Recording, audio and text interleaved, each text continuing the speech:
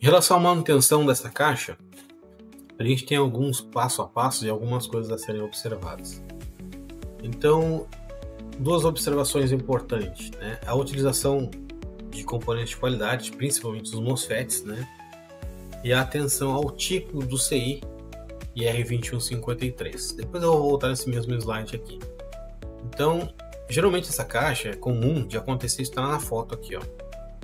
O cliente sem querer ligar ela em 220, por exemplo, ela está em 110, liga em 220 e ela simplesmente estoura tudo. Estoura CI, estoura resistor, estoura diodo, ela abre trilha, ela faz um estrago bem grande. É bem comum esse nível de dano aqui. Então, uma inspeção visual já vai lhe dar uma ideia do tamanho da encrenca que a gente tem que encarar aí, né? Então, a ideia aqui, o que é? Tira todos os componentes defeituosos, limpa a placa bem, né? E recoloca os componentes todos novos, antes de qualquer coisa. Em relação ao CI R2153, é importante notar que existem três tipos desse integrado. Existe o IR2153, sem letra no final, ou com a letra S, aí ele vai ser SMD, né? E ele é dessa forma aqui internamente. Observem que ele não tem nenhum diodo de bootstrap interno. Ele é puro, vamos dizer assim. Depois existe o IR2153 com a letra D, que esse sim possui já o diodo de bootstrap internamente. Então veja que o VCC, o D1 aqui interno, sei, né? Tu pega no VCC e vai para o VB, que é o bootstrap. Então esse aqui é o IR2153D, com a letra D no final. E depois existe o IRS2153. Observe que ele é IRS, não é IR. Ele tem um S aqui na frente. Esse possui um circuito de bootstrap interno. Veja que não é um diodo, e sim mais um MOSFET com um bootstrap drive interno.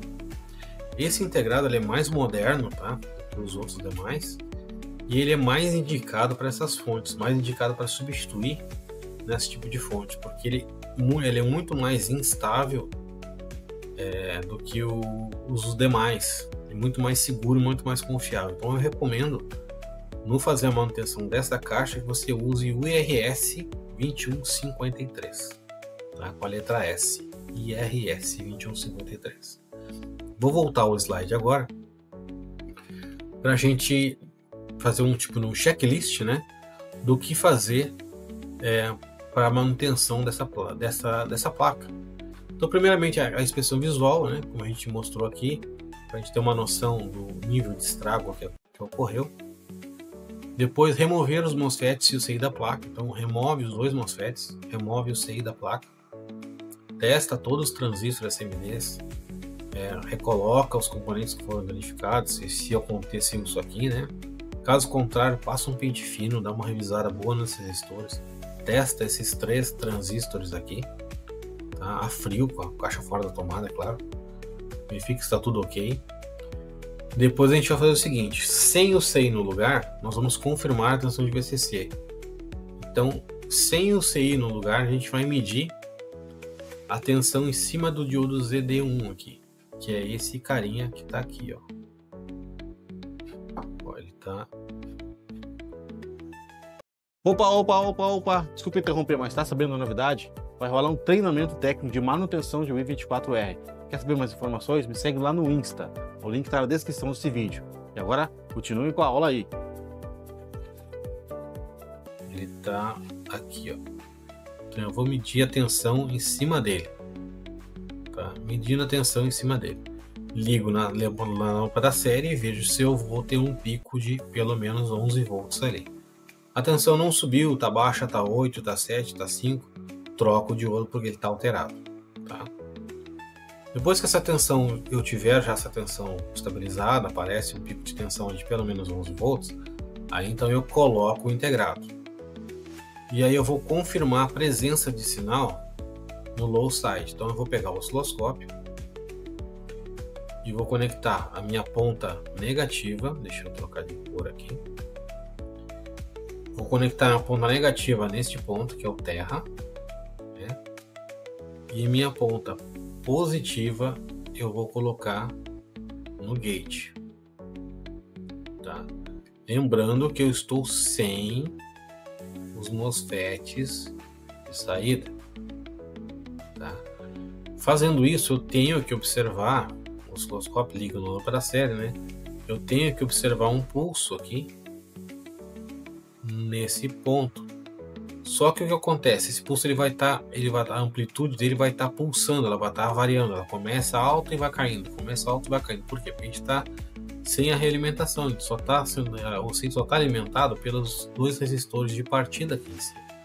Então é natural que isso ocorra. Né? Se eu quiser fazer um teste diferente, em vez de ligar na tomada, eu vou alimentar o CI, isto é, nesse ponto aqui do diodo, eu vou aplicar 11 volts nesse ponto em relação ao GND, que é esse ponto aqui, com a minha fonte de bancada. Aí sim, aí eu consigo observar esse sinal de maneira estável na tela do osciloscópio, mas não é necessário. É importante eu verificar que eu tenho a geração de pulso, né? E a amplitude dele máxima é igual à tensão de alimentação máxima que ele vai ter no momento ali de funcionamento. Feito isso, eu confirmando que tenho essa geração de pulso aqui, eu vou fazer o seguinte agora. Deixa eu voltar aqui um pouquinho.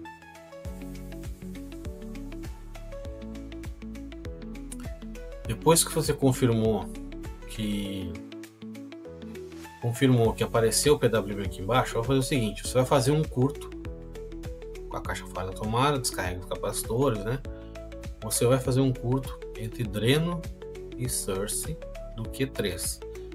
Pessoal, muito cuidado com isso, tá? É o dreno e source do low side, tá? Do Q3.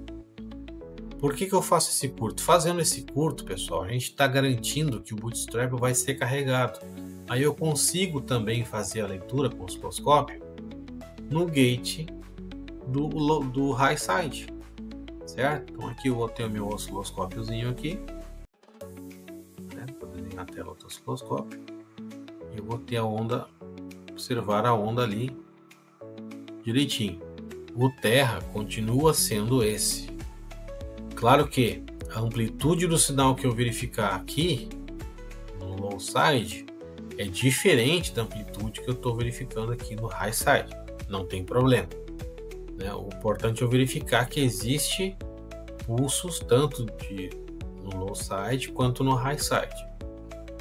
Feito isso, né? Aí sim eu posso colocar os MOSFETs na saída, os dois MOSFETs.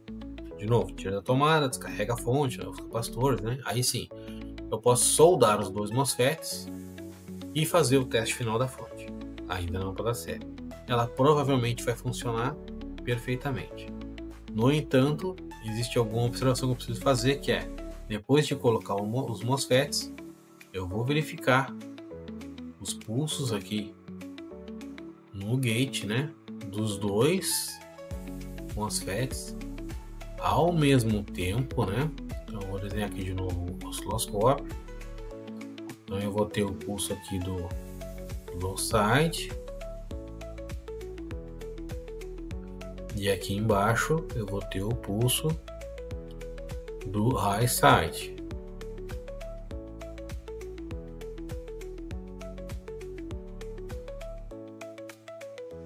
Né?